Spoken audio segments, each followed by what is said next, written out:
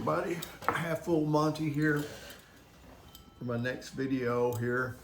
Haven't put out some in a little while, and that is because of a few things. But the major one, is we're coming on the holidays and stuff. But the major one is that I've gone in and I had cataract, so I went in and had cataract surgery. And while they were doing that, I had them go ahead and put lenses in. It's supposed to be state of the art, top of the line, and it should correct my vision. So it's very expensive.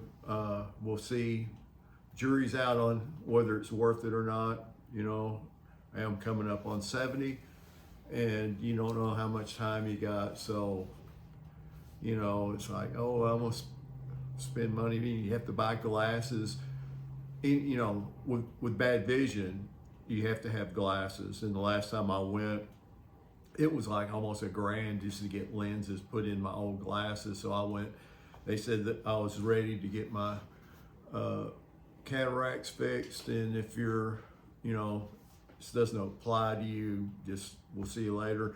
But if not, I was starting to have issues. I could see fine. I had glasses and everything.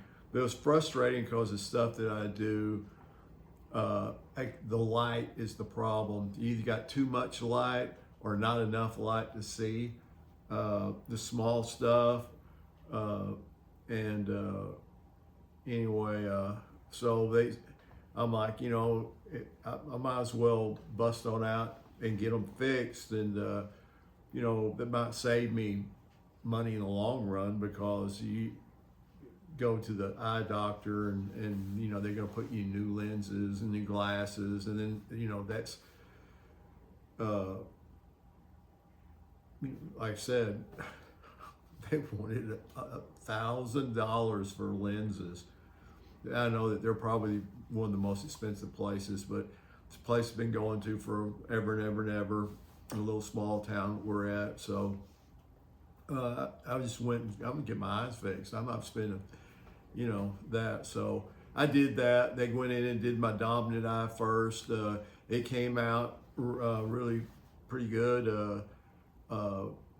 Moved up to 20/20, a little bit over 20/20, which was like 2 or 3 levels up on your reading chart eye test than where I was at.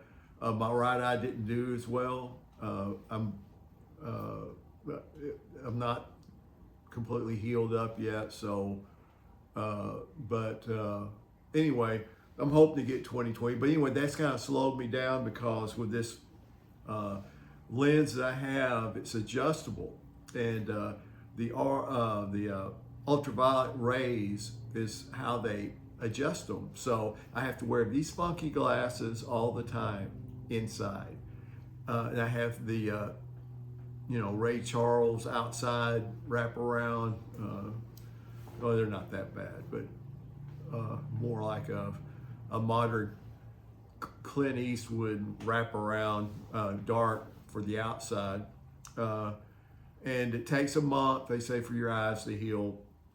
And if your eyes heal in that month, they go in and they adjust that lens to whatever problems, near, far, whatever. I had astigmatism, and then I was, near, far, whatever it was in the other. But the right eye has not been, today it's pretty good. So I'm going to be 5 days out on my right eye. And so anyway, wait a month, they adjust that, and then they lock it in, and then you're good to go. So I should never have to wear glasses again after that. But anyway, that's kind of slowed me down. I'm an outside person, and I like to fiddle around, because the cold front's come in today, and so I'm here sharpening my throwing knives and axes. I actually had my throwing axe here. Let me take this off. I actually joined an axe throwing league, and they had an event they call them marathons, where the regular league you go 7 weeks and you throw 4 matches a night, and then the eighth one you have a tournament and everything. Well, they have what they call a marathon, and you do all 28 matches in at one night. And so I did a couple of those, but then I did one that was called a duels tournament, where you and your partner, it's like synchronized axe throwing. You and your partner get out there, and when somebody says 1, 2, 3, you have to throw it at the same time. And so you hit your axes together and stuff. And if you throw it and you hit the middle bullseye, that's like 6 points. And if your partner's throwing at the same time, it sticks in the back of yours. I forget what they call it, like a double eagle or some kind of whatever. They got a name for it. But anyway, that's a double bullseye. And I actually did that. I'll put pictures at the end of this for that. But anyway, but what happens is your axe, I had a big chunk off the side here, and the back here where my duels partner hit and bounced off.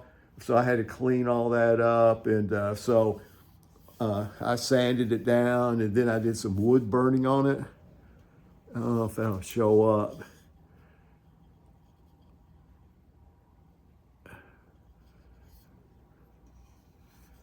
Kind of gives it, I don't know what, I kind of like the look of it.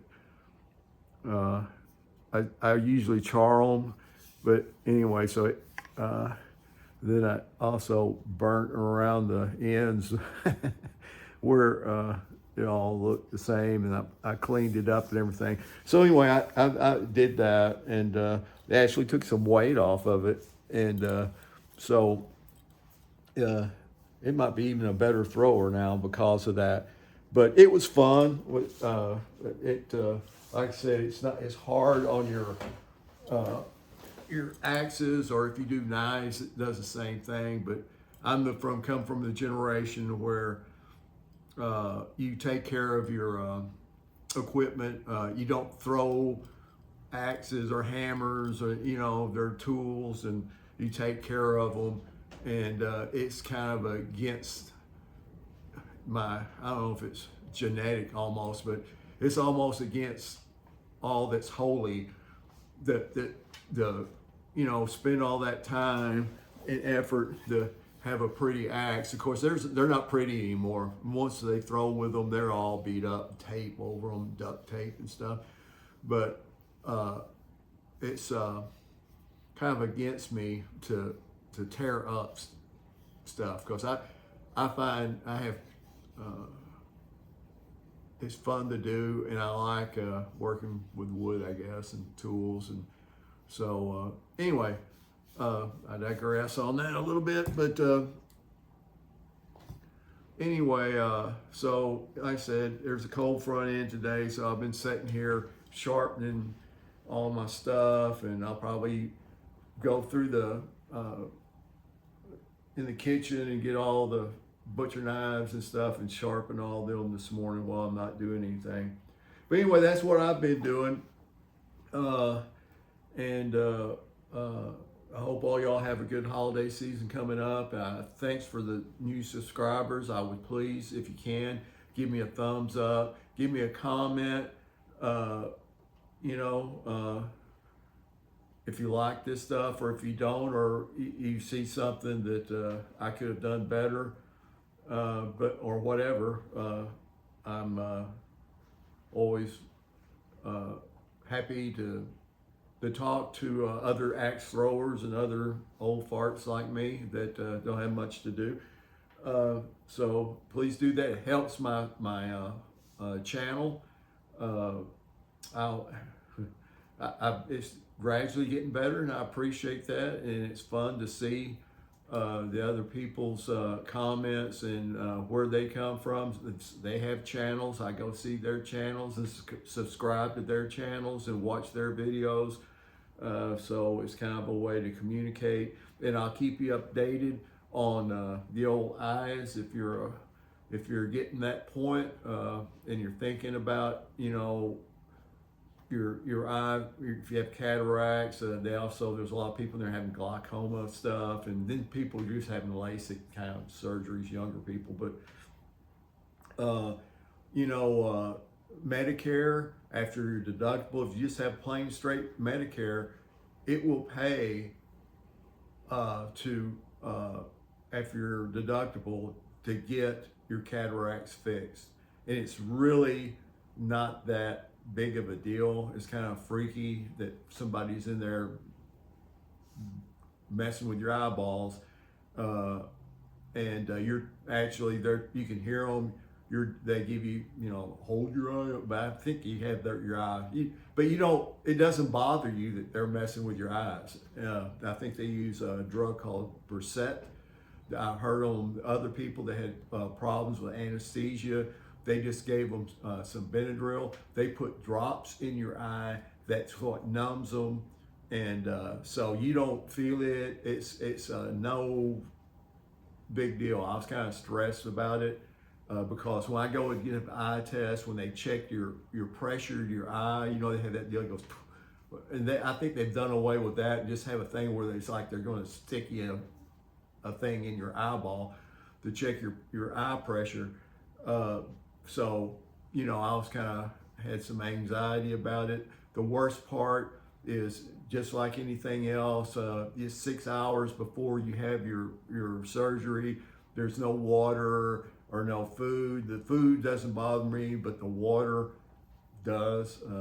That kind of, in the waiting, and it's just like anything else. You get in there first thing in the morning, you're usually going to get there, you're going to get done and get out. And where if you have a later afternoon type thing, once they get started on cases and stuff with those kind of surgeries and stuff, it's like there's no real, you're at the mercy of whatever happens. And they don't have a lot of problems and stuff, but they book their surgeries or whatever it is. I guess they probably do it in every 15 minutes. Okay, so they do everything. They book it every 15 minutes, but it probably only takes them about 15 or 20 minutes to do that. But it takes them probably about 20 minutes to get you ready to do that. Okay, so once they get going, there's no way they're going to stay on schedule. And so the later in the day you go, the longer you went without eating and drinking, and the longer you're sitting there with anxiety about all that. And it makes for a long day.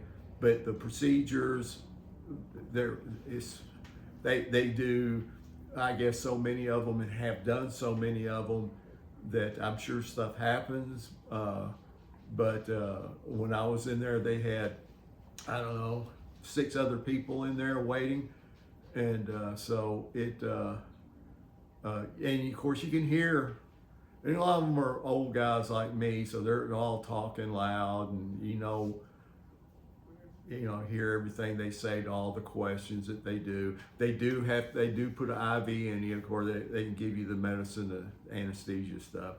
But the place I went, like I said, after I've been through all this, I'll have one about the other part. But they were so good with giving IVs, and of course, if you've been around a little while, you know that or gave blood, that's not a common thing, but they're good RNs, surgical RNs. They know what they're doing. They know what to look for. They know how to treat you. And so that part is, if you're thinking about this, that shouldn't be a problem. You get a big place like the one I went to. They do, like I said, they got staff. They got the building, they got the equipment, they got the doctors, and it's like making bread at a factory, you know. So there shouldn't be any anxiety that, like I said, Medicare will pay pretty much after your deductible for everything if you're just getting the cataracts done. There's several layers after that of stuff they can do for you, and Medicare doesn't pay for that, so that's pretty much out of pocket. And just like everything else in this world, there's nothing getting any cheaper.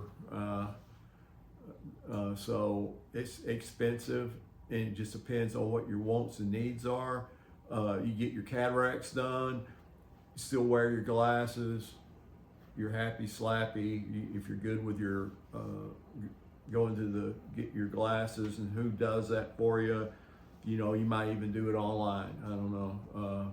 That's an option, and it seems to be cheaper, cost efficiently than going to an eye place, because they have such a major markup on all their products that they give you. It's got to be 200% markup or more on you know, the glasses. It costs, you know, $750 to make in a factory in China. You know, they're charging you $200, $300, well, no, more than that, $500 for frames, and you know, $200, $300 for lenses, and it's just crazy, you know. And they have, you know, they have the big ones. They have quite a building. You know, they got some investment, you know, in the equipment. If you know, you've been there, you've gone through all those little stations where they put you in front of a machine. That machine probably costs, I don't know, there's no telling what those machines cost. But anyway, I'll stop it there. And like I said, thanks for watching, and have a good holiday. Have full money out.